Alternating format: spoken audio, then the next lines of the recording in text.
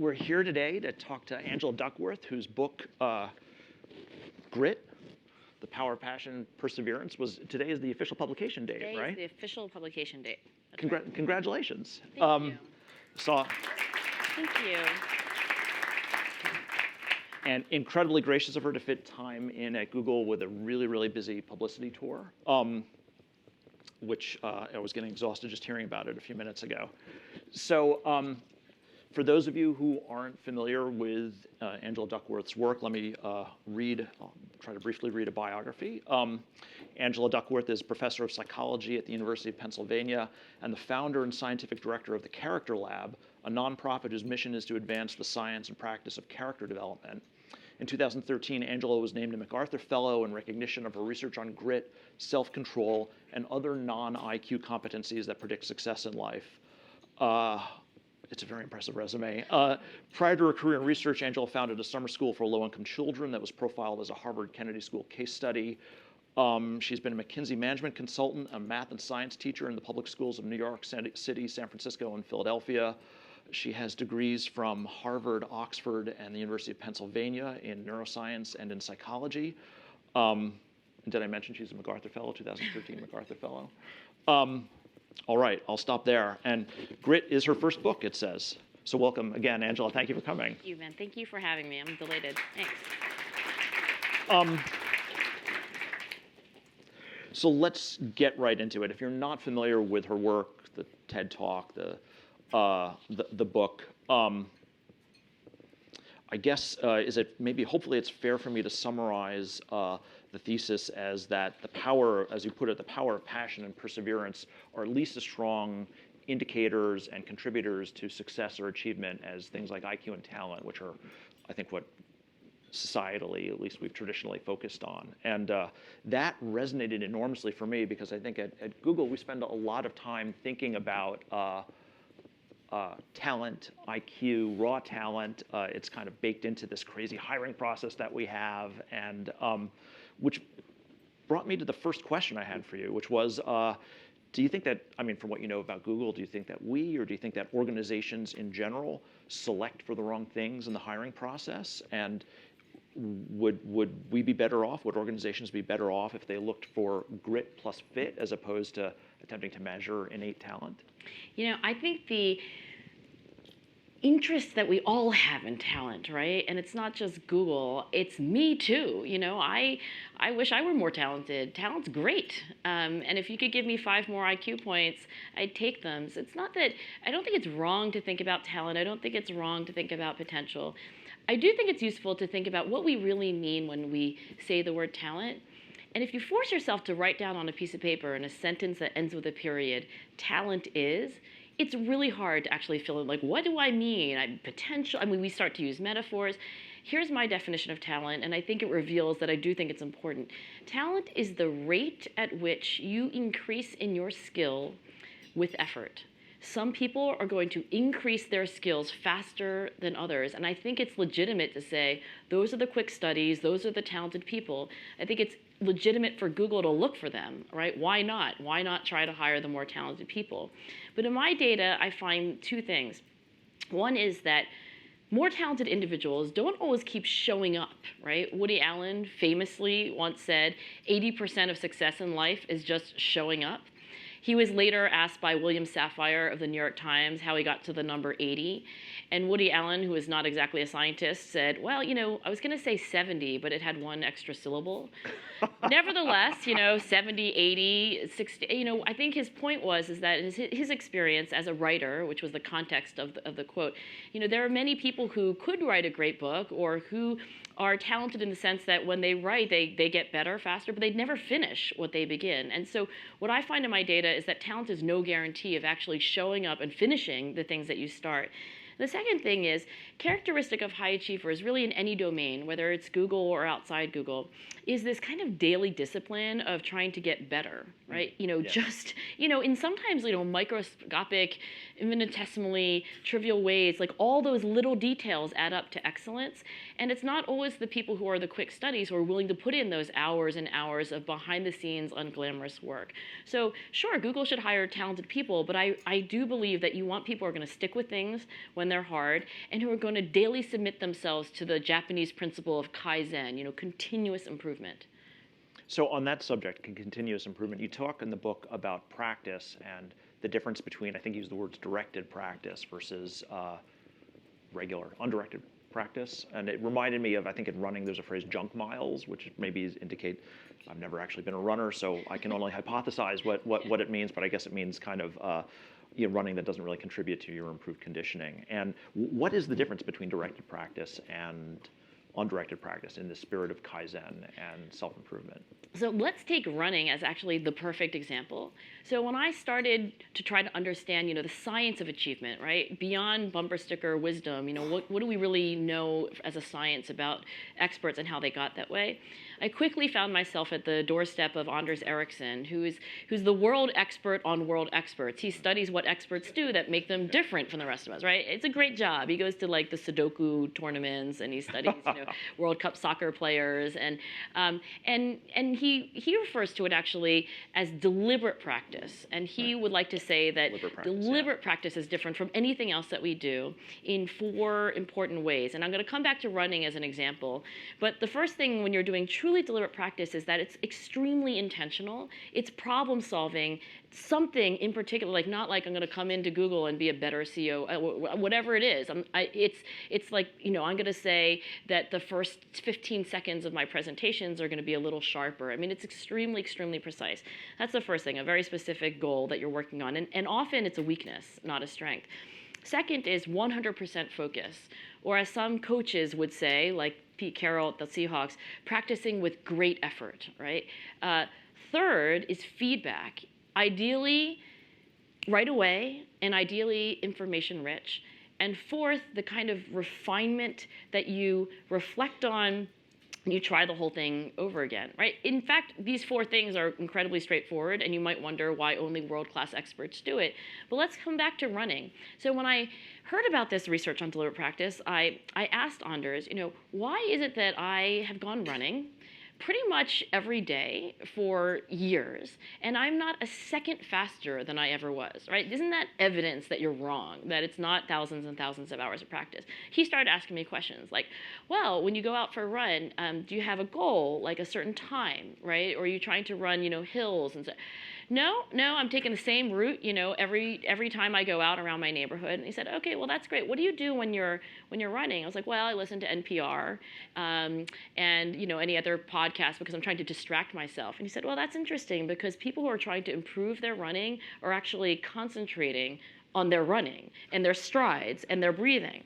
All right. And he said, so how are you getting feedback on your running? I mean, are you keeping your times? Are you measuring your heart rate? Do you have a coach who's looking at your form? No, and no, right? And then he said, are you going back every time when you run and thinking to yourself, what can I refine here, right? Before this next repetition, what is there that I can do differently? No. And he said, well, then I can tell you why you're not getting any better at running. And that is, those thousands of hours are not thousands of hours of deliberate practice. So I think this idea that, we should be getting better at things, we can unpack that a little. It's not just going out and trying hard. It's actually trying hard in those 4 very specific ways.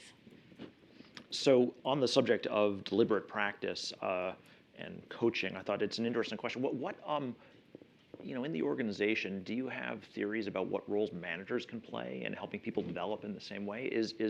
Or do you have opinions on how professional development works in organizations versus how it should work? One of the things that's really important to know about human beings is that it's not that we stop growing up when we're 18, right? And if you look at the etymology of the word parent really means to bring forth. So after we leave our own parents, right, who have tried to bring forth we kind of like leap into other situations, which frankly are parenting situations. I mean, I had teachers, I had professors, I still do, mentors who in a very authentic way are parenting me. All right, now what does it really mean? What does it look like? I think that really, really great leaders do a couple of things, right? One is they model the character that they want other people to emulate. And there are two schools of thought about leadership. Some people say the leader doesn't really matter. Swap out one, put in the next one. Really, culture is going to happen without them. I'm in the other school of thought. I think that's absolutely wrong. Everybody watches the leader. The leader sets the pace for the entire organization. And when the leader is nice to other people, when I go and visit famous people like you, I watch them and I watch how they talk to the people who aren't famous. I watch them when they order their food, do they look the person in the eye? And all of those little things are being watched by all the people who work for you. No pressure. And they're emulating you. And especially if they respect you. And that brings me to the next thing that leaders do. A leader is respected when they provide both the kind of demanding, challenging, it's not good enough, it's still not good enough, I need you to do this differently, bring it back to me again. It's that in combination with support. And it brings me all the way back to the parenting metaphor, because that's what great parents do. They're demanding, they're challenging, it's not good enough, I'm occasionally disappointing you. But at the same time, I genuinely care about you, I want you to be successful, and I respect you. On the subject of mentoring and parenting, I thought it was, I don't know where I read it, but that you share your peer review, when you submit papers, you share the negative peer reviews and grant proposal rejections with the people in your lab and your students. Is that It is all true. And here's the thing about it, right? When you interview someone who's, whatever, they win an award, right? So or you just, you read off someone's resume. And by the way, you only usually read the good parts, right? Like, how about the time that you completely screwed up and, made this wrong decision? I didn't put that on my resume, so you couldn't read it. But, I think a lot of my work is about demystifying things like excellence, right?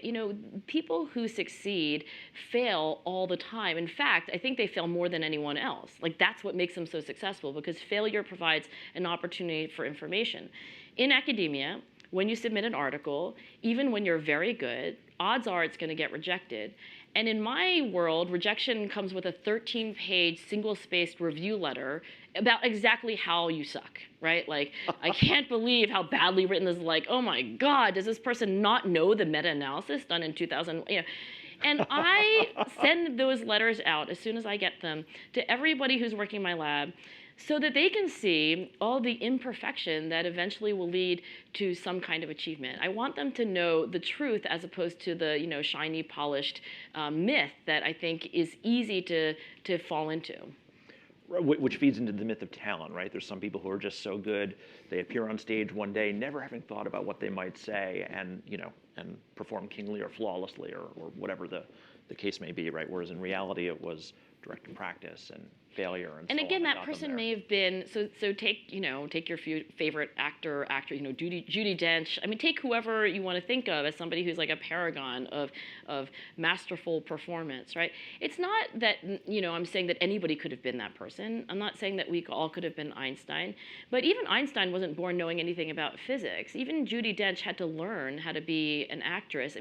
Skills, because we are human and we are not horses or other lower order animals who are born with a lot of stuff hardwired, right? Horses don't really have to learn how to run. Hours after they're born, they run, right? Human beings are born knowing nothing. The only thing that we're born knowing is how to learn. And so skills are acquired over a lifetime. Sure, the talented progress faster if they stay with things and if they continue to work at it. Hey, on the subject of learning,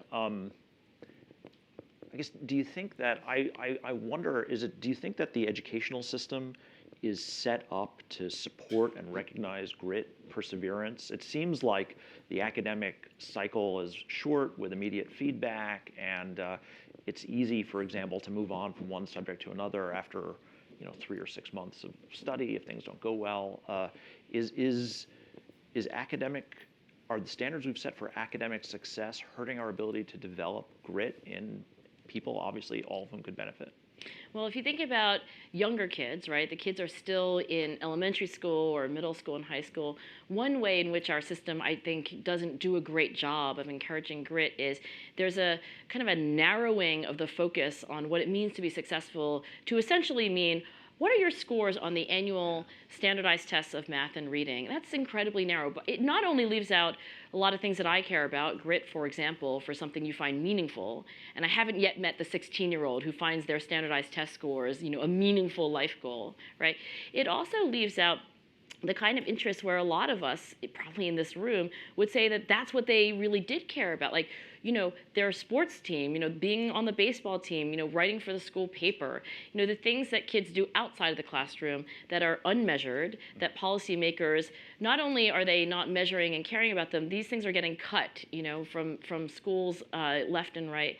Then when you talk about university education, right? Well, you do have to have a major in most schools. So that's gritty in the sense that grit means doing something in depth as opposed to being scattershot. But I'll tell you a story. I was once on a committee to decide who was going to be elected to Phi Beta Kappa. And as you may recall, this is, the honor society that there are people like me, faculty who say, okay, well, this kid's really extraordinary as a budding academic, and this kid maybe not so. So, the first kid gets on Phi Beta Kappa, the second. So I remember looking at this one kid's record, and it was very clear to me that it was grit, and the passion for this kid was biochemistry, right? You could see in his transcript that like all of his classes were taken in biochem, at the med school. Every summer he was doing internships. Even before he was going to graduate, he was going to be a published author, which is a very hard thing to do for any kind of scientific publication. Committee gets to discussion, and people are like, oh, I don't really see much humanities here. Like, oh, this isn't a very good grade in his writing class. I was like, look, this kid's going to win the Nobel Prize. Okay, I exaggerate, but this kid has a passion. Let's reward that. And I argued hard enough that he did get Phi Beta Kappa, but I think that there is this kind of averaging. People don't care about the average ability that you have across all things. Most of us in life are going to become, if we're lucky, good at something, and it's that one thing that actually matters and not the other things that you didn't invest in. Do you have a favorite grit story? Someone who your book is full of great stories of people who demonstrated so many facets of passion and perseverance and interest and commitment over time. Is there a favorite one? Is there a... It's a great job that I have, so like Anders Ericsson, I kind of go around studying experts, and you see it everywhere, by the way. It's not just that you have to go to the Olympics or to a chess tournament. You go into a great restaurant, and this is a very trivial example, but I think it resonates for me. You go into a restaurant, you ever have like a great waiter or waitress? I mean, they're considerate, and I was like, that is a pro. That is somebody who loves what they do and who seems to be trying to get better at it. And that is grit just as much as a famous story. I do have a story that I've recently been rereading, and that is Julia Child and her autobiography. And you may or may not know that Julia Child took until her late 30s to really figure out that she wanted to do anything at all related to food. She grew up in a wealthy family that had a cook. She said she had, and I quote, zero interest in the kitchen. When she was a young woman going to college, she thought she might want to be a writer, a novelist. Then World War II happened, so she sort of, went to grit. I mean, this is not a story of grit so far. She marries Paul Child, and for his job, not for hers, they go to France. And she has a really memorable meal. It was Sole Meunière in a little restaurant outside of Paris. And that was the beginning of a journey, right? Not, by the way, an epiphany that she knew that she was going to revolutionize the way Americans cook and introduce them to French cuisine, but one step in a journey where, in the next meal, she noticed that was also different than anything she'd ever eaten. Then there was a bistro they went to. She started wandering around Paris and looking at this beautiful produce and this bread that she had never tasted before. She got more interested. Somebody gave her a cookbook. Her husband, I think, gave her her second French cookbook. She found out that there were classes that she could walk to and learn French cooking. What I want to say about these stories of grit is that, one, that is accessible. When you actually dig down into the details of how people became great, suddenly it becomes something that, you might actually aspire to.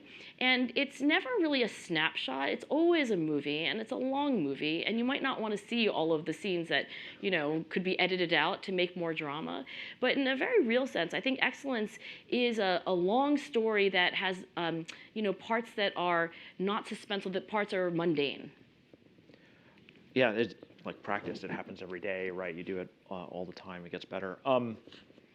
Just So I guess how measurable is grit? I mean, you actually did a bunch of pioneering work to measure it in West Point cadets, right? But I mean, when we think about talent in IQ and so on, there's a rich, if somewhat colored history in the measurement of intelligence, right? Is grit equally measurable in your opinion, or? I think scientists have a much better grip on how to measure intelligence than they do to how to measure grit or so many other things that you could say are under this broad umbrella called character. And we've had these IQ tests really for over a century, continually being refined. And in 45 minutes, I can give you your IQ score. Well, in 2 minutes, I can give you your grit scale score, right? So what's the difference? The difference is that my questionnaire is completely fakeable. My questionnaire, I mean, really, like, I am a hard worker. Like, it's not, it's not hard to, think about what the answer is to that if you want a higher score. In an IQ test, you can't really fake it. I mean, you can't say, like, oh, I'm going to guess C because I know it's the right answer, but I don't really know, but I'm fake. That doesn't work, right?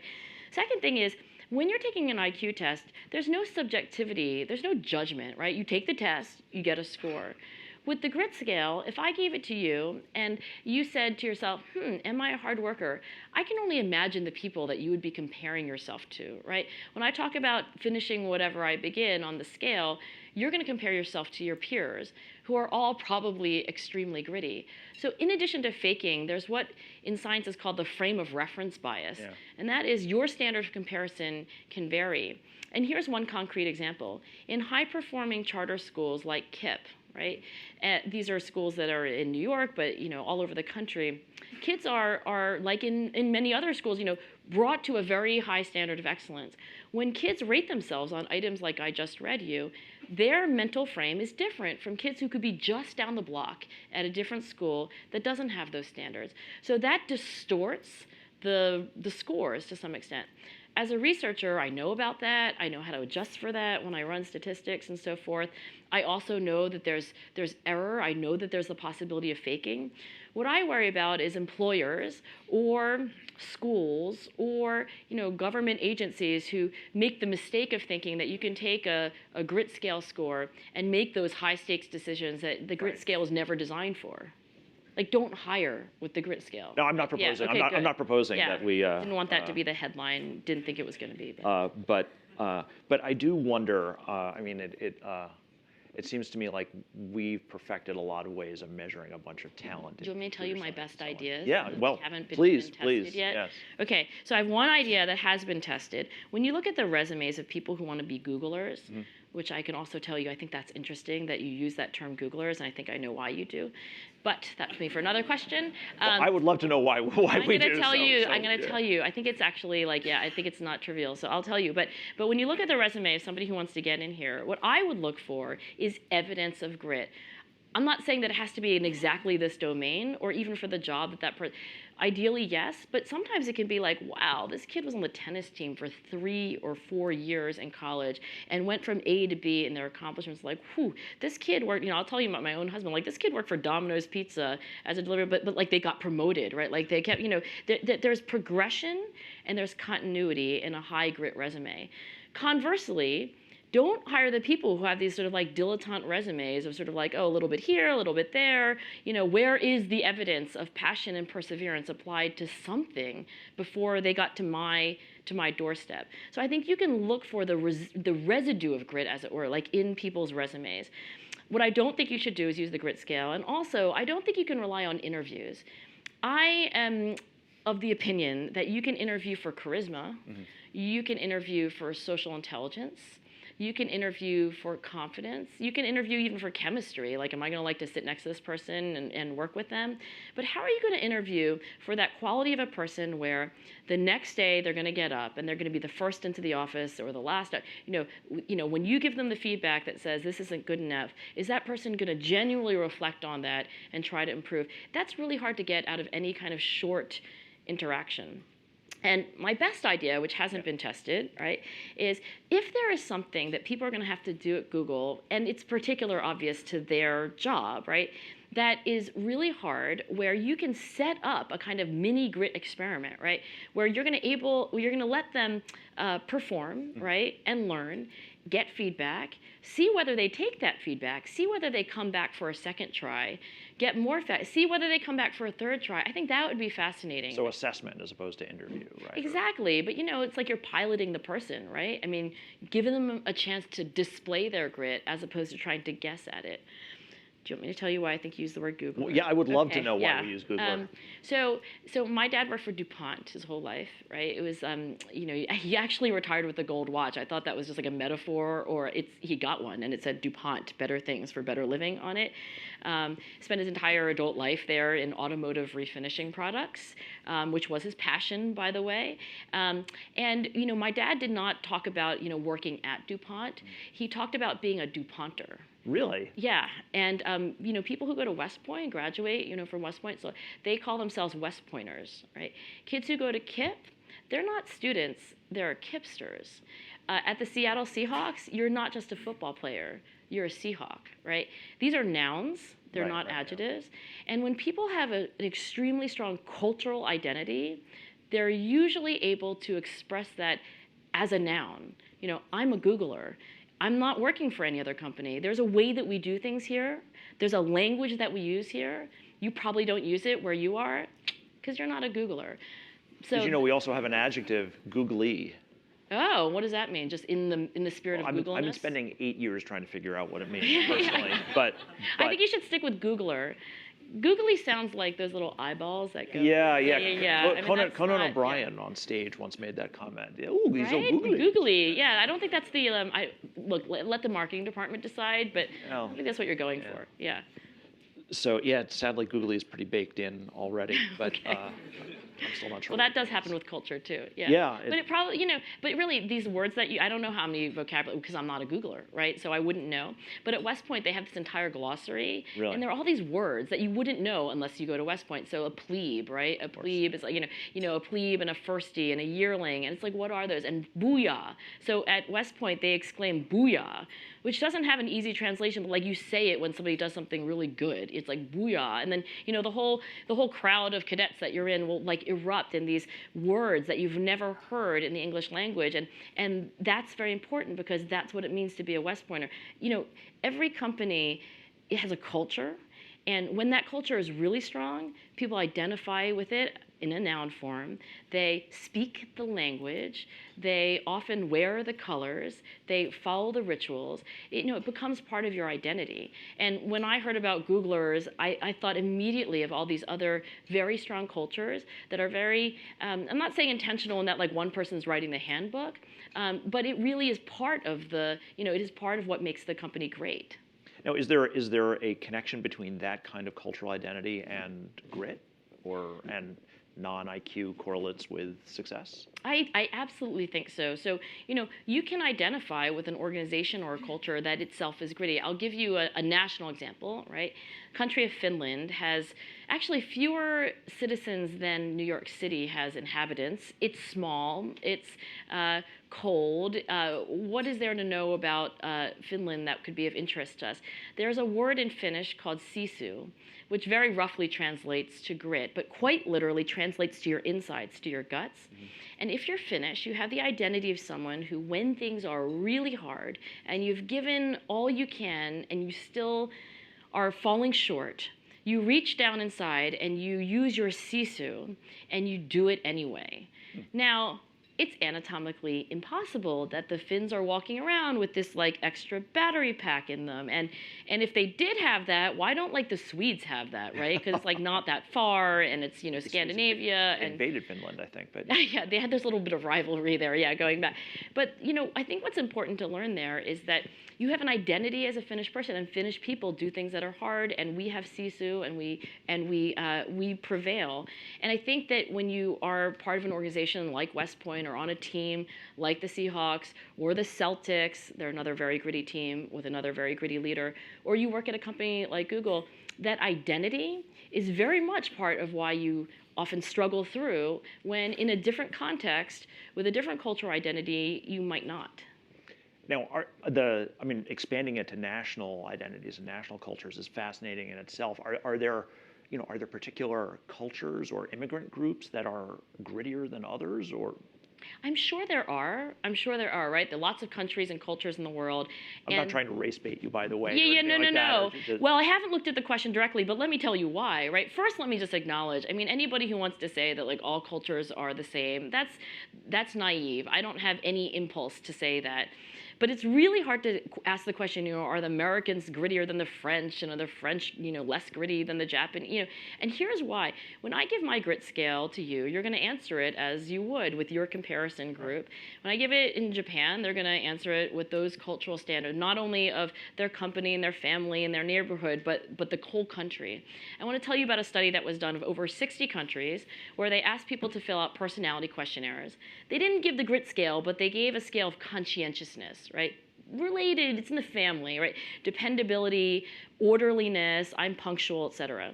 So now you have data on dozens of countries around the world, and you can ask the question, which countries are the most conscientious and which ones are the least?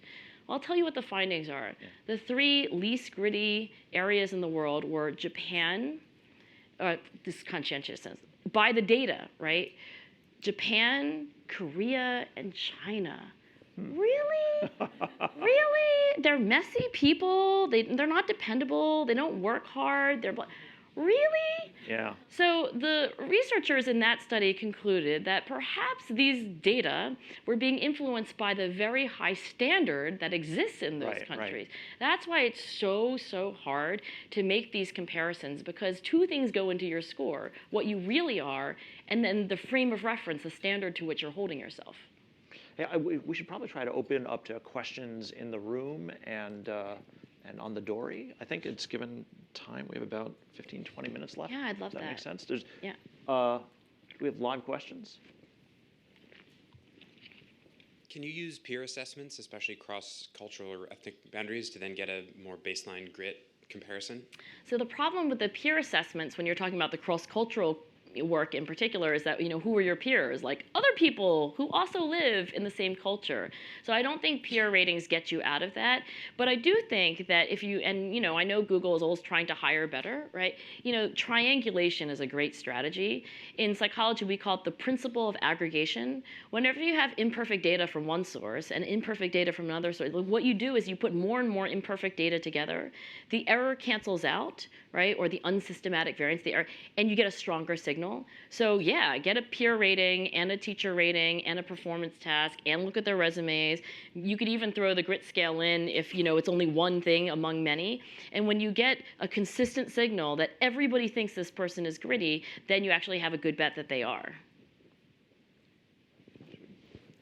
Yeah, thank you for coming, first of all. Also, I saw you have an audiobook, so props to you. And also, guys, she read it herself. I did. Which is really sweet. It was really fun, actually. I'm going to listen to it, sped up anyway, but that's... Okay. No, oh, really? Like Chipmunk? Yeah, yeah. Okay, three times. Okay, good. Yeah. No, but so my question is, you talk about this example of the biochem kid who is really, really, really deep into biochem. I would call him pointy, so to speak. Like he dug into that thing really hard.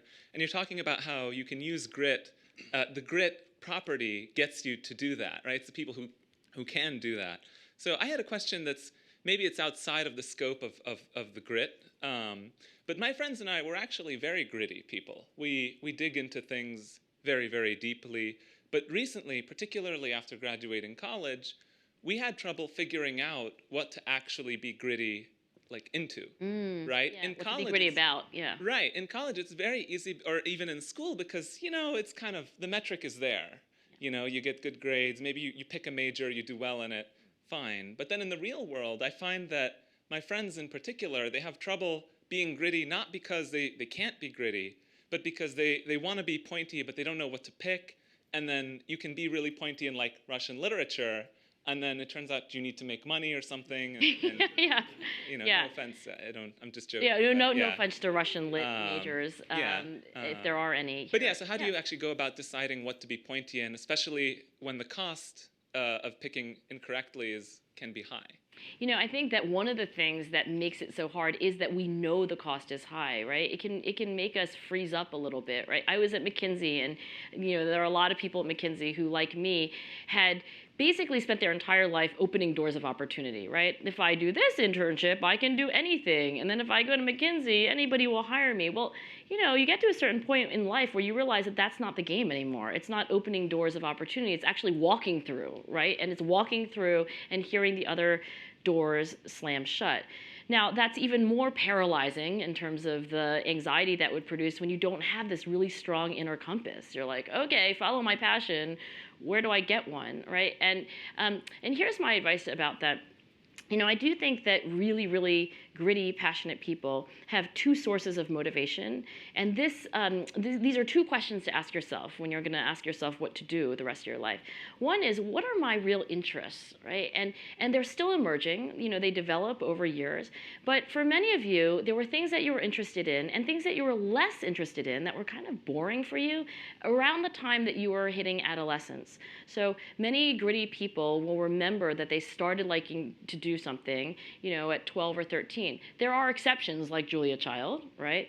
But interestingly, her interest at that early adolescent stage was writing. And if you think about who Julia Child really, grew up to be, it was not just a chef, but equally, if not more so, a writer, right, of cookbooks.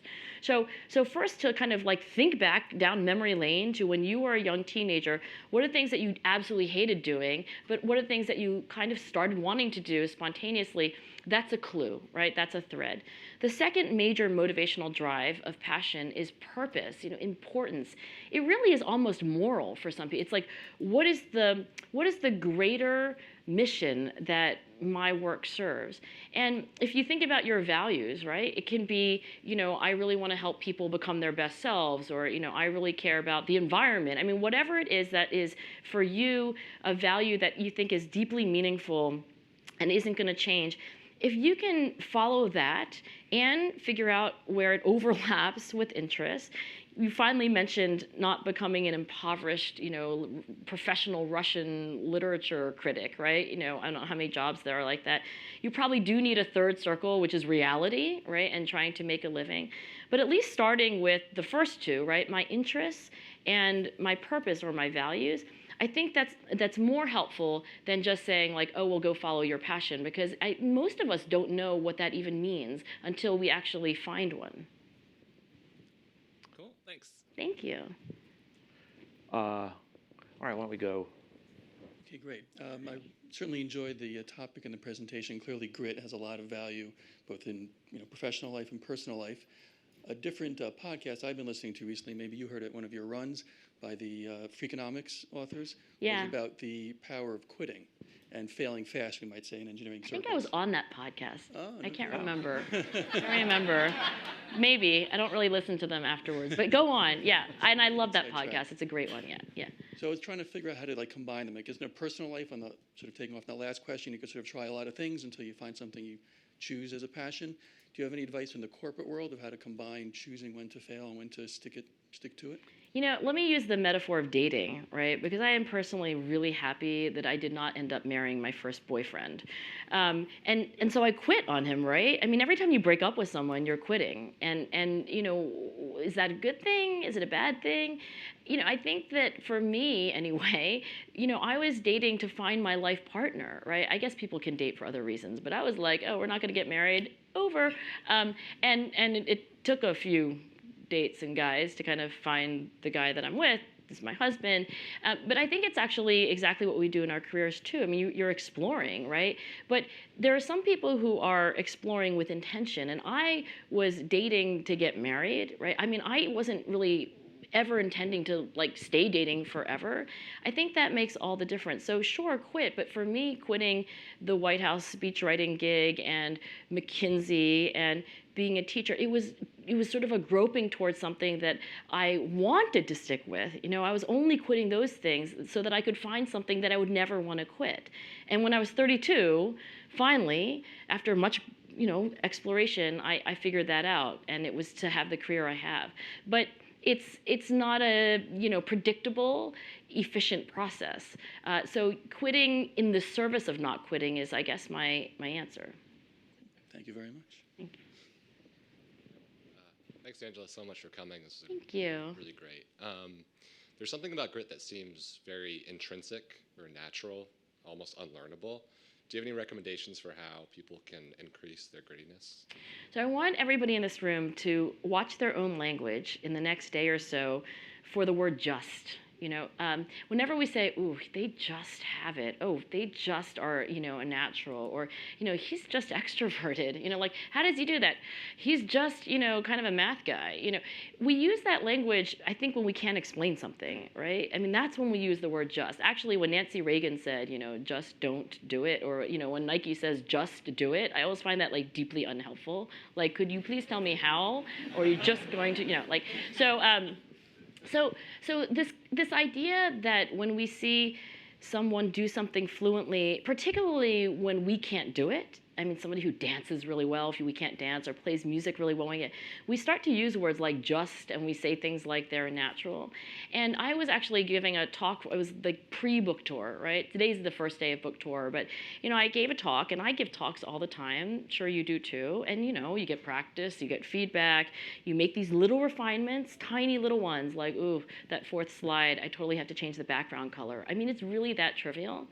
I get off the stage, and I'm talking to the person who's handling it. She's like, you are just a natural.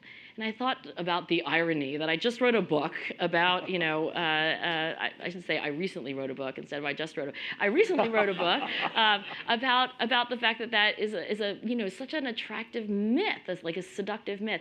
And I think the answer is this. We can say that people, Jerry Seinfeld would say that some people are born to be comedians and some people are not born. I think there is a sense in which people are born with different inclinations, things that they find fun to do, things that hold their interest. But if you ask the question of how they eventually became Jerry Seinfeld, right? If they eventually wrote a book that's halfway decent, or they gave a talk that's reasonably fluent, it's not just anything, except if you want to say it is just hours and hours and hours of iteration with feedback to get better at something which maybe I did just like, when I was a little kid.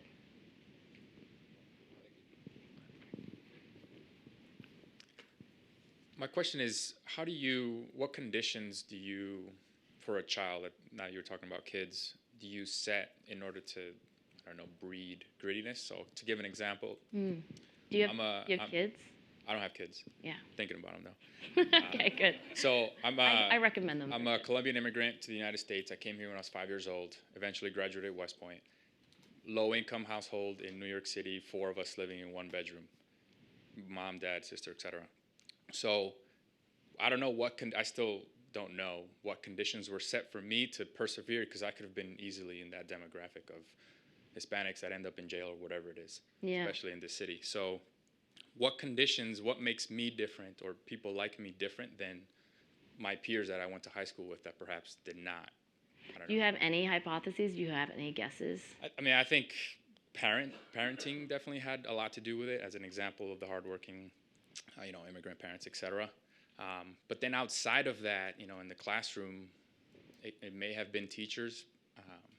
But at the end of the day, I still had to do the work, and I don't know. And you probably see people who grew up in maybe not identical, but such similar circumstances, and they didn't end up, anywhere close to where you are.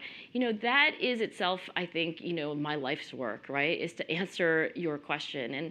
And I only have an incomplete answer, but I will say this. First of all, you did inherit DNA from your mom and dad. And so when you see gritty little kids who have gritty parents, you have to at least pause and acknowledge the fact that, half of their genes came from mom, half came from dad, they got shuffled up. And in part, we are like our parents because of our shared genetic heritage. At the same time, it's absolutely unequivocal that parents model certain behaviors. It's usually the case, not always, there are exceptions, but it's usually the case that kids are modeling the work ethic and the passion of their parents. If it's not their parents, often there's another strong role model, like a particular teacher who had a big effect, or a coach, and so forth. So that's maybe part of the equation. I also think that a lot of grit comes down to kind of these virtuous cycles. You start to find that you have a thing for a certain sport that becomes a source of pride and success. People begin encouraging you. It's an upward feedback cycle of motivation, effort, and achievement, and it feeds itself. I think there are people who then are on the opposite spiral, which is, they get a little down about themselves, they stop trying, they prove themselves right because things don't go well, and they kind of spiral in the opposite direction. And Einstein is quoted, and I am not sure I can verify this, but somebody at Google can, as saying that compound interest is what we all really need to understand. It's like that is the mystery of the universe. And I think this compounding of, a little bit of grit, a little bit of effort, a little bit of success, a little more grit, a little more effort, a little more success. Like, if we could understand that compounding, then maybe we could understand why, kids like you ended up where you are, but we could also maybe understand why so many other, don't. Thanks. And I would like Google to help me figure that out, by the way. So it would be, yeah. You need a volunteer. Great, thank How you. are we doing for time? I think we only have to one, right? 5 more minutes. And is Angela expected to sign books at the end too? Oh, at the end. Okay, all right. So we have 5 more minutes. Should we do a question on the door? This is somewhat Oh, yes. confrontational. I don't mean to. Oh, that's okay. You're It's all rude, so- good. Yeah, no, it's I'll go good. back. Wait, I mean, I'll read it. Good, I'll read let's it. do the hard one. Yeah. Yeah, there was a think there study was a of study, yeah. 4,000 UK students published back in February in the Journal of Personality and Social Psychology, in which grit was not shown to be that predictive of academic success. Instead, intelligence and conscientiousness were key. Do you have any thoughts on that study? Yes, I do have thoughts on that study. Actually, one of the co-authors of that study sent me the report before it was published, and here's what I said to him. So I'll tell you the full study. So there are thousands of British kids, about 16-year-olds old, I think, who were going through the British school system, and their grit scores on these kids, and they're also their standardized math and reading scores on the UK test, The right? A-levels or something. It's something like that, I guess, right? Yeah, not British enough to know, right? But it's a standardized achievement test, and we've all taken them, so we know what they are. The finding is this: grit does predict their standardized test scores, but not quite as well as a measure of conscientiousness, which we were already talking about. Dependability, being able to control your impulses, that sort of thing. So yes, grit predicted, but maybe not quite as much. And also, intelligence was a better predictor in that study. I don't find that all that surprising. I also don't. I don't question those findings for one moment. I think they're very real. For me, my complaint is that if you're going to equate your standardized test scores when you're 16 and things that, frankly, most 16-year-olds are not invested in, right? It's not a meaningful personal goal. If you're going to equate that with success or even, with academic achievement, grades, for example, do not send all the same signal as your test scores. Grades are a better predictor of college persistence than your standardized test scores, so they're not interchangeable. There's information that's carried by, grades that's not carried by test scores. There's information carried by your extracurricular activities that's not embedded in your test scores. My complaint is not with the finding itself, but the idea that is everything that we would need to know about success for those kids. So I guess that's the major thing that I'll say about that study. And I think that it's very important to recognize that grit isn't the only important thing in the world. I study high achievement in challenging circumstances. It's in those circumstances where the goal also matters to you that I think grit emerges as the most reliable predictor and not just a moderately predictive one. Should we go back to a live Hi. question? Yeah. I got a live question. Yeah. What if you're applying your amazing grit to the wrong thing? Let's say I wanted to be a film star, but I have no grasp of what the world actually wants from a film star. When should I just say I should probably stop trying to do that and apply my grit to something else where I might actually be more successful?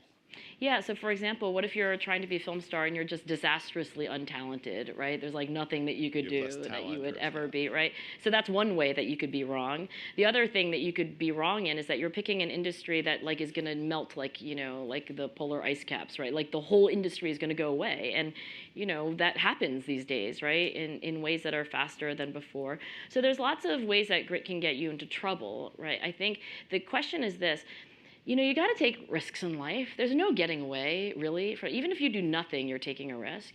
What grit means is to put your left foot in front of your right foot and then your left foot again and keep heading in a certain direction. And you're absolutely right that you might end up somewhere that you didn't want to be, but you can guarantee yourself that you'll never get anywhere by switching direction every few paces or not walking forward at all. So yeah, there's absolutely risk in being a paragon of grit, but I'd say there's a guarantee of failure at not being passionate and persevering. So a related question to the one he just asked is grit in a continuum with obsession? Is there a bright line between grit and obsession, or are they unrelated? No, I think there is actually a strong family resemblance between grit and obsession. You know, one of the individuals that I interviewed, but I didn't put her into the book, partly because I forgot to push record when I was interviewing her, was Temple Grandin. And I don't know if you know her work, but she's famously autistic, and she writes about her autism.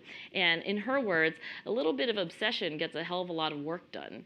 And this idea that you wake up, I mean, I'm obsessive. If you woke me up at 3 a.m, which sometimes just happens to me, like you wake up and you have to go to the bathroom, and you know what I'm thinking about? I'm thinking about grit. I'm thinking about, like, why did that person do that? It's so interesting. Like, where did they get them? I think about it all the time. I think about it in the shower. I think about it in yoga when I'm supposed to not be thinking about anything, but I'm thinking about grit, right? Like Shavasana pose, you're supposed to be doing nothing, and I'm like, I wonder where that, is going to, it is an obsession.